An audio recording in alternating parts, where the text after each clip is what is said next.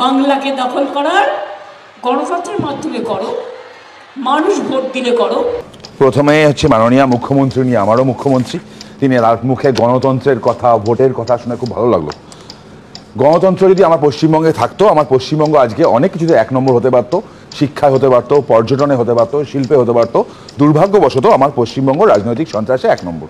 এটা আমাদের দুর্ভাগ্য। পশ্চিমবঙ্গের হিসাবে আমরা দেখতে পেতাম, তাহলে দেখতাম যে আগেকার দিনে গল্প আমরা দেখি, মহিষাসুর মর্দিনী দেখি, তো মহিষাসুর বর চেয়েছিলেন ব্রহ্মার কাছে। উনি যদি আগে জানতেন তাহলে পশ্চিমবঙ্গ বর চাইতেন ব্রহ্মার কাছে যে আমাকে পশ্চিমবঙ্গের কোনো একটা বুথের ভোটার করে দিন, আমি অমরত্ব লাভ করে যাব। যাই হোক, সেটা তিনি করেননি। ২২০৮, তারপর দিলাম ৪৯০, সেখান থেকে আসলো ২২। তাই তো সংখ্যাটা এইভাবে কমলো। কালকে কমেছিল ৮০%, আজকে প্রায় এর সংখ্যাটা কমবে। এবার পশ্চিমবঙ্গের মানুষ না একটা কথা বলছে, আমি হিন্দু মুসলমান ছেড়ে বলছি যে বাঁচতে চাই বিজেপি তাই। তৃণমূল হারছে, তৃণমূল হেরে গেছে, তৃণমূলের বিদায় আসন্ন। শুধু হিন্দুদের কথা কেন বলবো, হিন্দু মুসলমান দুজনের কথাই বলি। খিদে তো হিন্দুদেরও পায়, খিদে মুসলমানদেরও পায়। চাকরি হিন্দুদেরও দরকার আছে, চাকরি মুসলমানদেরও দরকার আছে। দুজনের জীবন জীবিকার মানের উন্নতি দরকার আছে। যে মুসলমান সমাজের মাসিয়া মমতা বন্দ্যোপাধ্যায় নিজেকে মনে করেন বিজেপি আসলে তোমাদের এই হয়ে যাবে, ওই হবে, অনেক কথা বলে, মুসলমানদের জুজু দেখানো হয়। তাদেরকে প্রশ্ন করতে চাই, আমি তোমার এখান থেকে সুযোগটা নিচ্ছি আমি। সাচার কমিশন রিপোর্ট কি বলে মুসলমানদের সম্পর্কে পশ্চিমবঙ্গের? আরে ছেড়ে দাম, সাচার কমিশন অনেক পুরনো, ২০১৬ প্রতিশি ফাউন্ডেশন, অমর্ত্য সেনের ফাউন্ডেশন, তার রিপোর্ট কি বলে? পশ্চিমবঙ্গের একজন মুসলমান পরিবারের মাসিক আয় ৫,০০০ টাকা, বছরে ৬০,০০০ টাকা। ৬০,০০০ টাকা দিয়ে এটা মুসলমান পরিবারের সংসার চলে? মাদ্রাসাগুলোর শিক্ষার কি অবস্থা? স্কুল কলেজে শিক্ষার কি অবস্থা? স্কুলে শিক্ষক নেই। আমরা বিভিন্ন জেলায় জেলায় যখন ঘুরছি দেখছি স্কুলের বিল্ডিং আছে, বিল্ডিংয়ে শিক্ষক নেই, পানীয় জলের ব্যবস্থা নেই, মহিলাদের জন্য শৌচাগার নেই। হাসপাতালগুলো অদ্ভুত জিনিস আমি দেখলাম, মন্দা নদিয়ায় দেখলাম, আলিপুরদুয়ার দেখলাম, স্টেট জেনারেল হসপিটাল।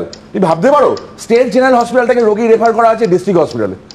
মানে স্টেট জেনারেল হসপিটাল থেকে রোগী রেফার হয় ডিস্ট্রিক্ট হসপিটাল, মানে সেখানে আমি সব বুঝলাম, কিন্তু মুসলমানরা তোমায় ভরসা, তোমাদের দলকে ভরসা করবে কি করে?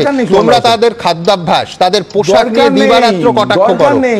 প্রত্যেকটা প্রচারে এটা ভরসা করুক না। যে মুসলমানরা বলে বিজেপি আসলে এই হয়ে যাবে, ওই হয়ে যাবে, তাদেরকে প্রশ্ন করছি, তাদেরই যে ভাই বোনরা অন্যান্য রাজ্যে পরিযায়ী শ্রমিক হিসাবে গেছেন, তাদেরকে জিজ্ঞেস করুন না।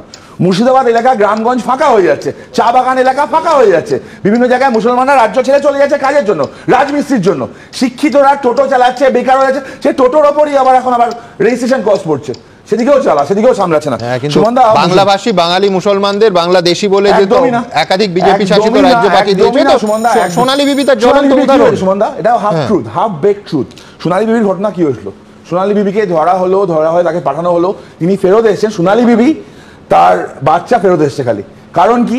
একটা হিউম্যানিটেরিয়ান গ্রাউন্ডে সুপ্রিম কোর্ট বলেছে for the timing she is pregnant, ওনাকে নিয়ে আসো, ট্রিটমেন্ট করাও, তা হিয়ারিং দাও, দেন ডিসাইড। তার পরিবার কিন্তু আসেনি সুমনদা।